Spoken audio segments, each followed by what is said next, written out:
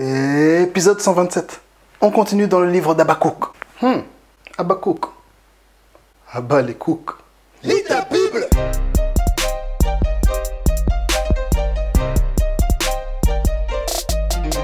Bonjour la famille, je suis le pasteur Tito Mouchebele et vous regardez Lis ta Bible. Chaque jour je partage quelques versets et on étudie la Bible ensemble. Le texte du jour est Habakkuk chapitre 1 versets 5 à 8. Tu es prêt? C'est parti. Jetez les yeux parmi les nations. Regardez et soyez saisis d'étonnement, d'épouvante, car je vais faire à votre époque une œuvre que vous ne croiriez pas si on la racontait. Je vais faire surgir les Babyloniens. C'est un peuple impitoyable et impétueux qui traverse de vastes étendues de pays pour s'emparer de demeures qui ne sont pas à lui. Il est terrible et redoutable, il est la source de son droit et de sa grandeur.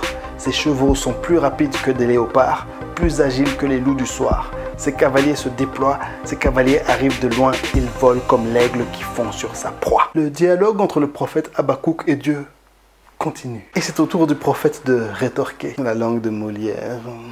Alors qu'Habakkuk aimerait que Dieu touche le cœur des Israélites, que Dieu arrête la violence et l'injustice qui se passe en Israël, Dieu décide de lui parler des Babyloniens qu'il va envoyer. Et Dieu, il va à fond, il ne dose pas du tout les éloges. Il complimente les Babyloniens comme un parent qui parle de son gosse qui fait du foot. C'est bizarre. Vérité à retenir. Les épreuves nous font grandir. Parfois, en réalité, c'est pas parfois, c'est souvent. En général, quand on veut que la vie se passe d'une certaine manière, surprise, les choses ne se passent pas du tout comme prévu. C'est même plutôt le contraire. Et c'est dur, c'est super frustrant. Mais c'est comme ça que les leçons sont données au centre de formation de Dieu, Université de Yahweh. Alors accrochons-nous, parce que les épreuves nous font grandir. Et toi, quelles épreuves doivent te faire grandir aujourd'hui? Si cette vidéo t'a parlé, n'hésite pas à la liker, à la partager à tes amis, à t'abonner à ma chaîne YouTube et à faire sonner la petite cloche. Aujourd'hui, dans les commentaires, j'aimerais qu'on raconte les épreuves qui nous sont arrivées et les leçons qu'on en a tirées pour grandir. Toute la gloire soit rendue à Dieu.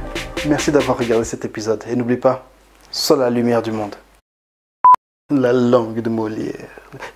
La langue de Molière. Le langage de Moloto. La langue de Nicolas Sarkozy. La langue de Balavoine. Non, vieux type.